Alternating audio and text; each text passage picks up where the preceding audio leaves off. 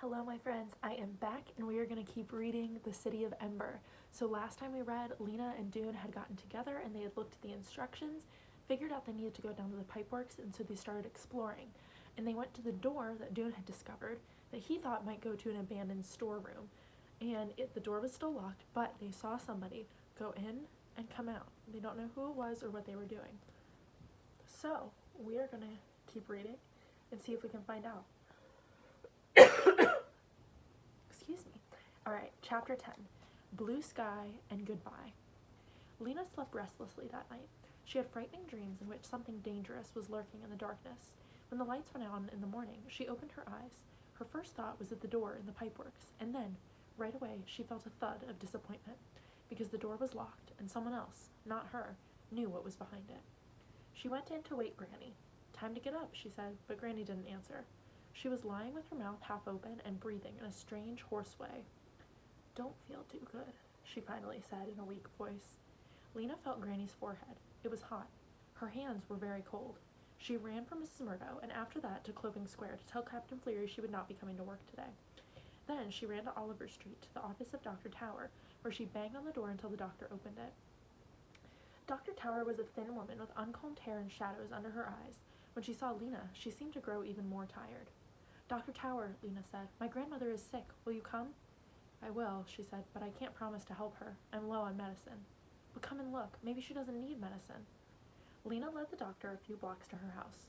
When she saw Granny, the doctor sighed. "How are you, Granny Mayfleet?" she asked. Granny looked at the doctor blearily. "I think ill," she said. Dr. Tower laid a hand across her forehead. She asked her to stick out her tongue, and she listened to her heart and her breathing. "She has a fever," the doctor told Lina.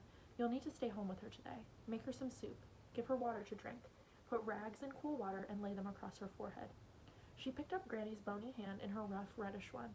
"What's best for you is to sleep today," she said. "Your good granddaughter will take care of you." And all day, that's what Lina did. She made a thin soup of spinach and onions and fed it to Granny a spoonful at a time. She stroked Granny's forehead, held her hand, and talked to her about cheerful things. She kept Poppy as quiet as she could. But as she did all this, in the back of her mind was the memory of the days of her father's illness, when he seemed to grow dim like a lamp losing power, and the sound of his breathing was like water gurgling through a clogged pipe. Though she didn't want to, she also remembered the evening when her father let out one last short breath and didn't take another, and the morning a few months later when Dr. Tower emerged from her mother's bedroom with a crying baby and a face that was heavy with bad news. In the late afternoon, Granny got restless. She lifted herself up on one elbow. "Did we find it?" she asked Lina. "Did we ever find it?" "Find what, Granny?" "The thing that was lost," Granny said. "The old thing that my grandfather lost." "Yes," said Lina. "Don't worry, Granny. We found it. It's safe now." "Oh, good." Granny sank back onto her pillows and smiled at the ceiling. "What a relief," she said. She coughed a couple times, closed her eyes, and fell asleep. Lina stayed home from work the next day as well. It was a long day. Granny dozed most of the time. Poppy, delighted to have Lina at home to play with, kept toddling over with things she found. Dust rags, kitchen spoons, stray shoes, and whacking them against Lina's knees, saying, "Play with this! Play with this!" Lina was glad to play with her, but after a while she'd had enough of spoon bagging and rag tugging and shoe rolling. "Let's do something else," she said to Poppy. "Shall we draw?" Granny had drunk a full cup of soup for dinner and was falling asleep again, so Lina got out her colored pencils and two of the can labels she'd been saving. They were white on the back and made good enough drawing paper if you flattened them out. With their sharpest kitchen knife, she whittled the pencils into points. She gave the green pencil and one can label to Poppy, and she herself took the blue pencil and smoothed out the other can label on the table. What would she draw? Taking hold of a pencil was like opening a tap inside her mind through which her imagination flowed. She could feel the pictures ready to come out. It was a sort of pressure, like water in a pipe. She always thought she would draw something wonderful, but what she actually drew never quite matched the feeling. It was like when she tried to tell a dream. The words never really captured how it felt. Poppy was grasping the pencil in her fist and making a wild scribble. "Look it!" she cried. "Lovely," said Lina. Then, without even a clear idea of what it was to be, she began her own picture. She started on the left side of the can label. First she drew a tall, narrow box, a building, then more boxes next to it, a cluster of buildings. Next, she drew a few tiny people walking on the street below the buildings. It was what she nearly always drew, the other city, and every time she drew it, she had the same frustrating feeling. There was more to be drawn. There were other things in this city. There were marvels there, but she couldn't imagine what they were. All she knew was that this city was bright in a different way from Ember. Where the brightness came from, she didn't know. She drew more buildings and filled in the windows and doors. She put in street lamps, she added a greenhouse. All the way across the paper, she drew buildings of different sizes. All the buildings were white because that was the color of her paper. She set her pencil down for a moment and studied what she had done. It was time to fill in the sky. In the pictures she'd done with regular pencils, the sky was its true color, black. But this time, she made it blue, since she was using her blue pencil. Methodically, as Poppy scratched and scribbled beside her, Lina colored in the space above the buildings, her pencil moving back and forth in short lines until the entire sky was blue. She sat back and looked at her picture. Wouldn't it be strange, she thought, to have a blue sky? But she liked the way it looked. It would be beautiful, a blue sky. Poppy had started using her pencil to poke holes in her paper. Lina folded up her own picture and took Poppy's away from her. "Time for dinner," she said. Sometime deep in the night, Lina woke suddenly, thinking she had heard something. Had she been dreaming? She lay still, her eyes open in the darkness. The sound came again, a weak, trembling call. "Lina." She got up and started for Granny's room. Though she had lived in the same house all her life, she still had trouble finding her way at night, and the darkness was complete. It was as if walls had shifted slightly and furniture moved to new places. Lina stayed close to the walls, feeling her way along. Here was her bedroom door. Here was the kitchen, and the table. She winced as she stubbed her toe on one of its legs. A little farther and she'd come to the far wall and the door to Granny's room. Granny's voice was like a thin line in the dark air. "Lina, come and help. I'm coming, Granny," she called. She stumbled over something, a shoe maybe, and fell against the bed. "Here I am, Granny," she said. She felt for Granny's hand. It was very cold. "I feel so strange," said Granny. Her voice was a whisper. I dreamed about my baby, or someone's baby." Lina sat down on the bed. Carefully, she moved her hands over the narrow ridge of her grandmother's body until she came to her shoulders. There, her fingers tangled in the long wisps of Granny's hair. She pressed a finger against the side of Granny's throat to feel for her pulse, as the doctor had shown her. It was fluttery, like a moth that has hurt itself and is flapping in crooked circles. "Can I get you some water, Granny?" Lina asked. She couldn't think of what else to do. "No water," Granny said. "Just stay for a while." Lina tucked one foot underneath her and pulled part of the blanket over her lap. She took hold of Granny's hand again and stroked it gently with one finger. For a long time, neither of them said anything. Lina sat listening to her grandmother's breathing. She would take a deep, shuddering breath and let it out in a sigh. Then there would be a long silence before the next breath began. Lina closed her eyes. No use keeping them open. There was nothing to see but the dark. She was aware only of her grandmother's cold, thin hand and the sound of her breathing. Every now and then, Granny would mumble a few words that Lina couldn't make out, and Lina would stroke her forehead and say, "Don't worry, it's all right, it's almost morning," though she didn't know if it was or not. After a long time, Granny stirred slightly and seemed to come awake. "You go to bed, dear," she said. "I'm all right now." Her voice was clear, but very faint. "You go back to sleep." Lina bent forward until her head rested against Granny's shoulder. Granny's soft hair tickled her face. "All right then," she whispered. "Good night, Granny." She squeezed her grandmother's shoulders gently, and as she stood up, a wave of terrible loneliness swept over her. She wanted to see Granny's face, but the darkness hid everything. It might still be a long time until morning. She didn't know. She groped her way back to her own bed and fell into a deep sleep, and when, hours later, the clock tower struck 6 and the lights came on, Lina went fearfully into her grandmother's room. She found her very pale and very still, all the life gone out of her. Chapter 11. Lizzie's Groceries. Lina spent all that day in Mrs. Murdo's house, which was just like theirs, only neater. There was one couch and one fat chair covered in fuzzy striped material, and one big table, only Mrs. Murdo's table wasn't wobbly like theirs. On the table was a basket, and in the basket were 3 turnips, each of them lavender on one end and white on the other. Mrs. Murdo must have put them there, Lina thought, not just because she was going to have them for dinner, but also because they were beautiful. Lina sat sideways on the couch with her legs stretched out, and Mrs. Murdo covered her with a soft, green-gray blanket. "This will keep you warm," she said, tucking it around Lina's legs. Lina didn't really feel cold, but she did feel sad, which was, in a way, the same. The blanket felt good, like someone holding her. Mrs. Murdo gave Poppy a long purple scarf to play with, and made a creamy mushroom soup with potatoes, and all day Lina stayed there, snuggled under the blanket. She thought about her grandmother, who had had a long and mostly cheerful life. She cried some and fell asleep. She woke up and played with Poppy.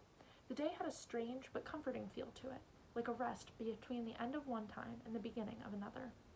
On the morning of the next day, Lina got up and got ready to go to work. Mrs. Murdo gave her beet tea and spinach hash for breakfast. The singing is coming up soon, she remarked to Lina as they ate. Do you know your part? Yes, said Lina. I remember it pretty well from last year. I rather like the singing, said Mrs. Murdo. I love it, Lina said. I think it's my favorite day of the year. Once a year, the people from the city came together to sing the 3 great songs of Ember. Just thinking of it made Lina feel better. She finished her breakfast and put on her red jacket. Don't worry about Poppy. I'll take care of her, said Mrs. Murdo as Lina headed for the door. When you come back this evening, we'll talk about how to proceed. Proceed, said Lina. Well, you can't just live by yourselves, just the 2 of you, can you? We can't? Certainly not, said Mrs. Murdo sternly. Who's to take care of Poppy while you go off delivering messages? You must move in here with me. I have an empty bedroom after all, and quite a nice one. Come and look. She opened a door at the far end of the living room, and Lina peeked in. She had never seen such a beautiful, cozy room. There was a big, lumpy bed covered with a faded blue blanket, and at its head, 4 plump pillows. Next to the bed was a chest of drawers with drawer handles shaped like teardrops and a mirror attached to the top. The carpets on the floor were all different shades of blue and green, and in the corner was a sturdy square table with a chair and a back like a ladder. This will be your room, said Mrs. Murdo, yours and Poppy's. You'll have to share the bed, but it's big enough. It's lovely, Lina said. You're so kind, Mrs. Murdo. Well, said Mrs. Murdo briskly, it's just common sense. You need a place, I have one. You go on now, and I'll see you this evening. 3 days had passed since Lina and Dune had seen the man in the pipeworks, and there hadn't been any special announcements. So if that man had discovered a way out of Ember, he was keeping the news to himself. Lina couldn't understand why. As Lina ran through the city with her messages on her first day back to work, it seemed to her that the mood of the people was even gloomier than before. There were long, silent lines at the markets, and knots of people gathered in the squares talking in low voices. Many shops, more each day it seemed, displayed signs in their windows saying closed or open Monday and Tuesday only. Every now and then the lights flickered, and people stopped and looked up in fright. When the flickering ended and the lights stayed lit, people just took a breath and walked on. Lina delivered her messages as usual, but inside she felt strange. Everywhere she ran, she heard the same words, like a drumbeat in her mind. Alone in the world, alone in the world. It wasn't exactly true. She had Poppy, she had friends, and she had Mrs. Murdo, who was somewhere between a friend and a relative. But she felt as if she had suddenly gotten older in the last 3 days. She was a sort of mother herself now. What happened to Poppy was more or less up to her. As the day went on, she stopped thinking alone in the world and began thinking about her new life at Mrs. Murdo's. She thought about the blue-green room and planned how she would arrange her pictures on the walls. The ones she'd drawn with her blue pencil would look especially nice because it would match the color of the rugs. She could bring her pillows from home and add them to the ones on the bed, and then she'd have 6 altogether. And maybe she could find some old blue dresses or shirts and make pillow covers for them. The blue-green room, the orderly apartment, the meals cooked and the blankets tucked in cozily at night, all this gave her a feeling of comfort, almost luxury. She was grateful for Mrs. Murdo's kindness. I'm not yet ready to be alone in the world, she thought. Late that afternoon, Lina was giving a message to take to Lampling Street. She delivered the message, and as she was coming back out onto the street, caught sight of Lizzie coming out the door of the supply depot. Her orange hair was unmistakable. Lizzie, Lina called out. Lizzie must not have heard her. She kept on going. Lina called again. Lizzie, wait! This time, it was clear that Lizzie had heard, but instead of stopping, she walked faster. What's the matter with her? Lina wondered. She ran after her and grabbed the back of her coat. Lizzie, it's me! Lizzie stopped and turned around. Oh, she said. Her face was flushed. It's you. Hi. I thought it was... I didn't realize it was you. She smiled brightly, but there was a distracted look in her eyes. I was just going home, she said. Her arms were wrapped around a small, bulging sack. I'll walk with you, said Lina. Oh, said Lizzie. Oh, good. But she didn't look pleased. Lizzie, something sad has happened, Lina said. My grandmother died. Lizzie gave her a quick sideways glance, but she didn't stop walking. That's too bad, she said absently. Poor you. What was wrong with her? Lizzie was ordinarily so interested in other people's misfortunes. She could be sincerely sympathetic, too, when she wasn't wrapped up in her own troubles. Lina changed the subject. What's in the sack? She asked. Oh, just some groceries, said Lizzie. I stopped at the market after work. You did?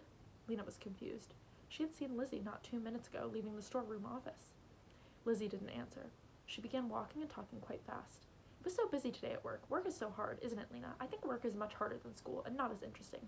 You do the same thing every day. I get so tired. Don't you, running around all day? Lina started to say that she liked running and hardly ever got tired, but Lizzie didn't wait for her to answer. Oh, well, at least there are some good things about it. Guess what, Lina? I have a boyfriend. I met him at work. He really likes me. He says my hair is the exact color of a red-hot burner on the stove. Lina laughed. It's true, Lizzie, she said. You look like your head is on fire." Lizzie laughed too, and lifted one hand to fluff her hair. She puckered her lips and fluttered her eyelashes. "He says I'm as beautiful as a red tomato." They were crossing Torque Square now. It was crowded in the square. People had just left work and were lining up at the shops and hurrying along with packages. A cluster of children sat on the pavement, playing some sort of game. "Who is this boyfriend?" asked Lina. But just at that moment, Lizzie tripped. She'd been strutting along, being beautiful, not paying attention to her feet, and the edge of her shoe caught on an uneven place in the pavement. She staggered and fell, and as she fell, she lost her grip on the sack. It hit the ground and toppled sideways, and some cans spilled out. They rolled in all different directions. Lina reached for Lizzie's arm. "Did you hurt yourself?" she asked. But Lizzie went scrambling after the cans so quickly it was clear she wasn't hurt. Wanting to help, Lina ran after the cans too. Two of them had rolled under a bench. Another was going toward the children, who were on their feet now, watching Lizzie's wild spider-like motions. Lina picked up the cans under the bench, and for a second, her breath stopped. One of them was a can of peaches. Peaches, it said right on it, and there was a picture of a yellow globe. No one she knew had seen a can of peaches in years. She looked at the other one. It was just as amazing. Creamed corn, it said. Lina remembered having creamed corn once as a thrilling treat when she was only 5 years old. There was a shout. She looked up. One of the children had picked up a can. "Look at this," he cried, and the other children gathered around him. "Applesauce," he said, and the children murmured, "Applesauce, applesauce," as if they had never heard the word before. Lizzie was on her feet. She had all the cans except for the two in Lina's hand and the one the child had picked up. She stood there for a moment, her eyes flicking back and forth from Lina to the children. Then she smiled, a bright, fake-looking smile. "Thanks for helping me," she said. "I found these on the back shelf at the market. What a surprise, huh? You can keep those." She waved the back of her hand at the children, waved again at Lina, and then took off, holding the sack by its neck so it hung beside her and banged against her legs. Lina didn't follow her. She walked home, thinking about Lizzie's sack of cans. You simply did not find cans of peaches and applesauce and creamed corn on the back shelves of markets. Lizzie was lying, and if the cans hadn't come from a market, where had they come from? There was only one answer. They had come from the storerooms. Somehow, Lizzie had gotten them because she worked in the storeroom office. Had she paid for them? How much? Or had she taken them without paying? Mrs. Murdo had cooked a dinner of beet and bean stew for them that night. When Lina showed her the two cans, she gasped in astonishment. "Where did you get these?" she asked. "From a friend," said Lina. "And where did your friend get them?" Lina shrugged. "I don't know." Mrs. Murdo frowned slightly, but didn't ask any more questions. She opened the cans, and they had a feast, creamed corn with their stew and peaches for dessert. It was the best meal Lina had had in a very long time, but her enjoyment of it was tainted just a little by the question of where it had come from. The next morning, Lina headed for Broad Street. Before she started delivering messages today, she was going to have a talk with Lizzie. She spied her half a block from the storeroom office. She was sauntering along, looking in the shop windows. A long green scarf was wound around her neck. Lina ran up swiftly behind her. "Lizzie," she said. Lizzie whirled around. When she saw Lina, she flinched. She didn't say anything, just turned around and kept walking. Lina caught hold of one end of the green scarf and jerked Lizzie to a halt. "Lizzie," she said, "stop." "What for?" Lizzie said. "I'm going to work." She tried to pull away, but she didn't get far because Lina had a firm grip on her scarf. Lina spoke in a low voice. There were people all around them. A couple of old men leaning against the wall, a group of chattering children just ahead, workers going toward the storerooms, and she didn't want to be overheard. "You have to tell me where you got those cans," she said. "I told you, I found them on the back shelf at the market. Let go of my scarf." Lizzie tried to wrench her scarf out of Lina's grip, but Lina held on. "You did it," Lina said. "No market would just forget about things like that. Tell me the truth." She gave a yank on the end of the scarf. "Stop it!" Lizzie reached out and grabbed a handful of Lina's hair.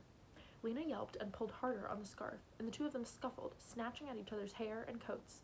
They knocked against a woman who snapped at them angrily, and finally they toppled over, sitting down hard on the pavement. Lina was the first one to laugh. It was so much like what they used to do in fun, chasing each other and screaming with laughter. Now, here they were again, nearly grown girls, sitting in a heap on the pavement. After a moment, Lizzie laughed too. "You dope," she said. "All right, I'll tell you. I sort of wanted to, anyway." Lizzie leaned forward with her elbows on her knees and lowered her voice. "Well, it's this," she said. "There's a storeroom worker named Looper. He's a carrier. Do you know him? He was 2 classes ahead of us. Looper Winley?" "I know who he is," said Lina. "I took a message for him on my first day of work. Tall, with a long skinny neck, big teeth, funny looking." Lizzie looked hurt. "Well, I wouldn't describe him that way. I think he's handsome. Lina shrugged. Okay, go on. Looper explores the storerooms. He goes into every room that isn't locked. He wants to know the true situation, Lina. He's not like most workers who just plod along doing their jobs and then go home. He wants to find things out. And what has he found out? Lina asked. He's found out that there's still a little bit left of some rare things. Just a few things in rooms here and there that may have been forgotten. You know, Lina, she said, there are so many rooms down there. Some of them, way out at the edges, are marked empty in the ledger book, and so no one ever goes there anymore. But Looper found out they're not all empty. So he's been taking things, just a few things, and not often. And he's given some to you. Yes, because he likes me. Lizzie smiled a little smile and hugged her arms together. I see, Lina thought. She feels that way about Looper. But Looper's stealing, said Lina. And Lizzie, he isn't just stealing things for you. He has a store. He steals things and sells them for huge prices. He does not, said Lizzie, but she looked worried. He does. I know because I bought something from him just a few weeks ago. He has a whole box of colored pencils. Lizzie scowled. He never gave me any colored pencils. He shouldn't be giving you anything or selling things. Don't you think everyone should know about this food he found? No, Lizzie cried, because listen, if there's only one can of peaches left, only one person gets to have it, right? So why should everyone know? They'd just end up fighting over it. What good would that be? Lizzie reached out and put a hand on Lina's knee. Listen, she said, I'll ask Looper to find some good stuff for you too. I know he will if I ask him. Before she had time to think, Lina heard herself saying, what kind of good stuff? Lizzie's eyes gleamed. There's 2 packages of colored paper, he told me, and some cough medicine, and there's 3 pairs of girls' shoes. It was treasure. Colored paper and cough medicine to cure sickness and shoes. She hadn't had new ones in almost 2 years. Lina's heart raced. What Lizzie said was true. If everyone knew there were still a few wonderful things in the storerooms, people would fight each other trying to get them. But what if no one knew? What difference would it make if she had the colored paper or the shoes? She suddenly wanted those things so badly she felt weak. A picture arose in her mind's eye. The shelves at Mrs. Murdo's house stocked with good things, the 3 of them happier and safer than other people. Lizzie leaned closer and lowered her voice. Looper found a can of pineapple. I was going to split it with him, but I'll give you a bite if you promise not to tell. Pineapple. That delectable long-lost thing that her grandmother had told her about. Was there anything wrong with having just a bite of it? Just to see what it was like? I've already tasted peaches, applesauce, and a thing called fruit cocktail, said Lizzie, and prunes and creamed corn and cranberry sauce and asparagus. All that? Lina was astonished. Then there's a lot of special things like that still? No, said Lizzie, not a lot at all. In fact, we finished all of those. You and Looper? Lizzie nodded, smiling smugly. Looper says it's all going to be gone soon anyway. Why not live as well as we can right now? But Lizzie, why should you get all that? Why you and not other people? Because we found it. Because we can get at it. I don't think that's fair, said Lina. Lizzie spoke as if she were talking to a not very bright child. You can have some too. That's what I'm telling you. There are still a few good things left. But it wasn't the unfairness Lina was thinking of. It was that just 2 people were getting things that everyone would have wanted. She couldn't think how it should be done. You couldn't divide a can of applesauce evenly among all the people in the city. Still, something was wrong with grabbing the good things just because you could. It seemed not only unfair to everyone else, but bad for the person who was doing it somehow. She remembered the hunger she'd felt when Looper showed her the colored pencils. It wasn't a pleasant feeling. She didn't want to want things that way. She stood up. I don't want anything from Looper. Lizzie shrugged. Okay, she said, but there was a look of dismay on her small, pale face. Too bad for you. Thanks anyway, said Lina, and she set off across Torek Square, walking fast at first, then breaking into a run. Alright, and that is where we're going to leave off for today. So, that's kind of interesting, right? Ember's running out of things, and a few people are sneaking into the storerooms to take them and use them up while they still can. So what do you think about that? What do you think is going to happen next? I cannot wait to keep reading with you guys. Stay tuned for tomorrow's video, and we will keep going. Bye!